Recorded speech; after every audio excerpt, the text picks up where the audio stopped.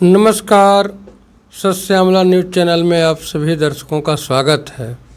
आज विक्रम संवत 2082 का शुभारंभ हुआ और साथ ही आज से चैत्र नवरात्र की भी शुभारंभ हुआ है। इस अवसर पर बिहार के साथ साथ पूरे देशवासियों को सस्यामला न्यूज़ चैनल की ओर से शुभकामनाएं।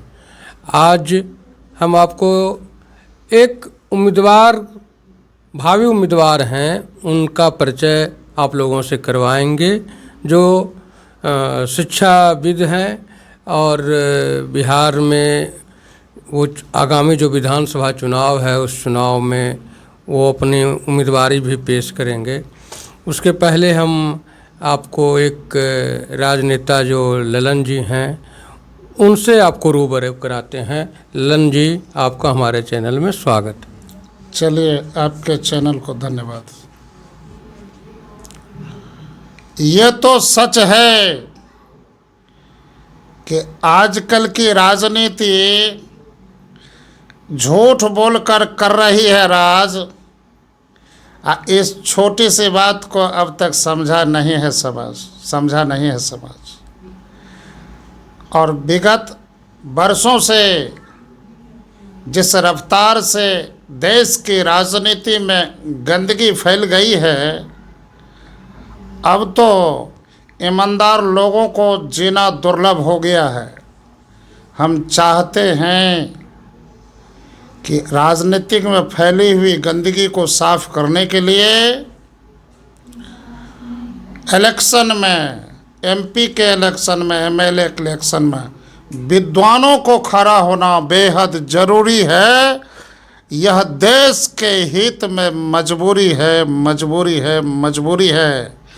और आज सौभाग्य की बात है, खास करके इस बिहार के लिए, कि इस सोच के साथ बिहार के सबसे बड़े विद्वान और बीपीएससी के सबसे सीनियर टीचर, कई पुस्तकों के लेखक आदरणीय दिलीप पासवान का मधेपुरा जिला के सिंहेश्वर विधानसभा क्षेत्र से भावी प्रत्याशी एमएलए के लिए होना, यह मधेपुरा ही नहीं, कोसी इलाका ही नहीं, मिथिला इलाका ही नहीं, बिहार के लिए गौरव की बात है। और आइए आप लोगों से मिलाते हैं। ये जो बगल में बैठे हैं महानुभाव, यही वो व्यक्ति हैं जिनसे बिहार के विकास में एक नई रफ्तार मिल सकती है। तो अब हम क्या कर सकते हैं, परिचय दे दिए, उनसे भी कुछ सवाल कर लिया जाए कि बिहार में किस प्रकार का विकास होगा। आपकी जो भी सलाह होगी, आप अपने स्तर से उनको सवाल पूछ सकते हैं। महोदय। सर, बिहार में एक समय ऐसा था जब शिक्षा की स्थिति इतनी बेहतर थी कि आईएएस आईपीएस सबसे ज़्यादा बिहार से ही हुआ करते थे। हर आईएएस आईपीएस के एग्ज़ाम में भारी संख्या में बिहारी लड़के लड़कियां आईएएस आईपीएस बनते थे। लेकिन धीरे धीरे वह जो शिक्षा की व्यवस्था थी वह गिरती गई। आज जो शिक्षा की स्थिति है, उस शिक्षा की स्थिति से बहुत ही चिंताजनक बात है। आज हर मामले में बिहार जो है पिछड़ रहा है। तो हम आपसे यह जानना चाहते हैं कि बिहार में जो वर्तमान शिक्षा की स्थिति है, जो स्तर गिर रहे हैं, उसके सुधार के लिए आप किस तरह के व्यवस्था लोगों के बीच रख सकते हैं? जी। सबसे पहले तो मैं आपको धन्यवाद देता हूं, बधाई देता हूं कि आपने हमें चैनल में बुलाया और समय मांगा, इसके लिए बहुत बहुत धन्यवाद। दूसरी बात है कि आपने जो क्वेश्चन किया है, चूँकि मैं शिक्षक हूं और शिक्षक के साथ साथ मैं एक समाज सेवक भी हूँ। लगभग 20 वर्षों से अधिक दिनों से मैं समाज सेवक हूँ, समाज सुधारक हूँ। साथ साथ मैं हज़ार नहीं लाखों स्टूडेंट्स को मैंने पढ़ाया है और उन तमाम विद्यार्थियों में कम से कम 20,000 से प्लस जो मेरा शिष्य होगा वो बड़े बड़े पदाधिकारी हैं, बड़े बड़े पोस्ट पर हैं। वो IITN हैं, कोई BDO होंगे, कोई SDM है, डिफरेंट कोई डॉक्टर्स भी है, अलग अलग तरह के पद पर हैं। तो शिक्षा के बारे में आपने जो क्वेश्चन किया, चूँकि मैं इस क्षेत्र में हूँ इसलिए मुझे जिस तरह का सोच है इसके बारे में कि शिक्षा का सुधार किस तरह से करना चाहिए।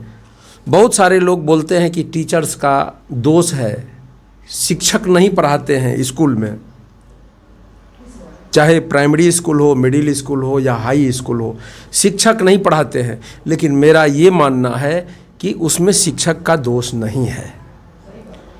इसलिए दोष नहीं है शिक्षक का कि आप एक कुंभकार जो होते हैं, कुंभकार यानी कुम्हार जिसको बोलते हैं हम लोग, मिट्टी के बर्तन को बनाने वाले, वे क्या करते हैं, मिट्टी को गीला करके उसको फिर क्या करते हैं, मथते हैं, फिर उससे कई तरह के बर्तन बनाते हैं। उन्हीं के हाथों में ये सारी जिम्मेदारी होती है कि बर्तन किस आकार को प्राप्त करेगा, बर्तन की जो ताकत होगी वह किस तरह की होगी, सारी चीज़ें उन्हीं के हाथों में होती है। यानी बर्तन के लिए भाग्य विधाता वही है, कुम्हार ही है, आदरणीय कुम्हार जी। तो ऐसा ही सरकार है। अब शिक्षक है तो शिक्षक क्या है, सरकार के हाथों का एक पार्ट्स है। स्कूल में शिक्षक है, सरकार को चाहिए कि उस शिक्षक को अच्छी से अच्छी ट्रेनिंग दें। एजुकेशन को बेहतर बनाने के लिए आपको, मेरा जैसा मानना है कि 2 चीज़ों की ज़रूरत है, कम से कम 2 चीज़ों की ज़रूरत है। एक है एक्सपेरिमेंटल ट्रेनिंग कहिए या एक्सपेरिमेंटल उसको नॉलेज कहिए, या लेबोरेटरी जिसमें हम लोग एक्सपेरिमेंट करते हैं, लेबोरेटरी बनाकर, प्रयोगशाला उसको हिंदी में कहते हैं। वहाँ यदि हम बच्चों को लेबोरेटरी में जाकर एक्सपेरिमेंट कराते हैं तो बच्चे साफ साफ देखते हैं उन सारी चीज़ों को कि ये सारी जो क्रियाविधि है, गतिविधियाँ हैं, ये तमाम गतिविधियाँ कैसे हो रही है, कैसे कैसे घट रही है। या तो कोई केमिकल रिएक्शन है, या फिजिक्स के कोई पार्ट है, या साइकोलॉजी के कोई पार्ट्स है, कोई विचार है, कोई विचार के पार्ट्स है, तो उस पर किस तरह से मंथन करना चाहिए, उस पर किस तरह से सोचना चाहिए। तो कहने का मतलब होता है कम से कम 2 पार्ट्स हैं, जिसको हम बोले कि एक तो एक्सपेरिमेंटल नॉलेज है, दूसरा साइकोलॉजिकल के मतलब हो गया कि मनोवैज्ञानिक तरीका। अभी के समय में चूंकि हम लोग जानते हैं कि मनोवैज्ञानिक तरह से, मनोवैज्ञानिक की मेथड से हम बच्चों के मस्तिष्क की क्षमता को बहुत ही बढ़ा सकते हैं। लेकिन क्या ऐसा स्कूल में होता है? नहीं होता है। आखिर ये जिम्मेदारी किसकी है? किसी न किसी सरकार की है। जो भी सरकार है उनकी जिम्मेदारी है कि उसमें ये दोनों मेथड, कम से कम ये दोनों मेथड बहुत है।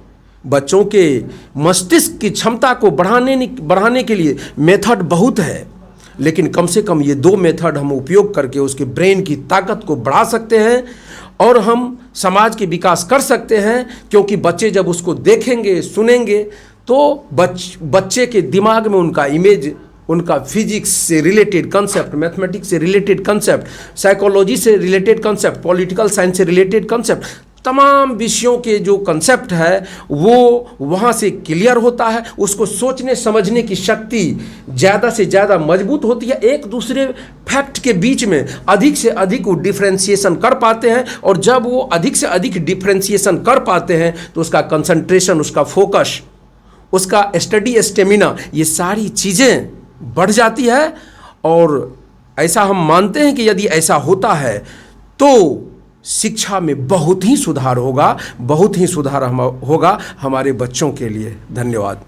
अभी आप शिक्षा जो बिहार में गिरती जा रही है, शिक्षा का स्तर, उसके बारे में आप दिलीप पासवान जी से सुने कि किस तरह से शिक्षा दी जाए बिहार में, विद्यालयों में, महाविद्यालयों में, विश्वविद्यालयों में, तभी यहाँ के शिक्षा के स्तर, उसके गुणवत्ताओं में सुधार हो सकता है। और फिर हमारे बच्चे जो पढ़ कर के बेरोजगार घूम रहे होते हैं या छोटे छोटे रोजगार के लिए इधर उधर पिटे जाते हैं, उनसे हम बच सकते हैं और बिहार में शिक्षा फिर पुराने स्तर को पा सकती है। जिस तरह से पहले हमारे यहाँ नालंदा विश्वविद्यालय, विक्रमशिला विश्वविद्यालय जैसा ऐसा विश्वविद्यालय था जो विश्व को ज्ञान दिया, फिर से बिहार विश्व को ज्ञान दे सकता है। एक बार फिर से आप सभी दर्शकों को नवरात्र की हार्दिक शुभकामनाएं। सर, आप लोग जो हमारे चैनल के लिए समय निकाला उसके लिए धन्यवाद। बहुत बहुत बहुत बहुत धन्यवाद और बधाई दोनों है, क्योंकि हमने यहाँ आकर बहुत अपनी बातों को बहुत अच्छी तरह से रखा और आपने मेरे साथ ये समय दिया, इतना कीमती समय दिया, इसके लिए मैं आपका मतलब धन्यवाद करता हूँ।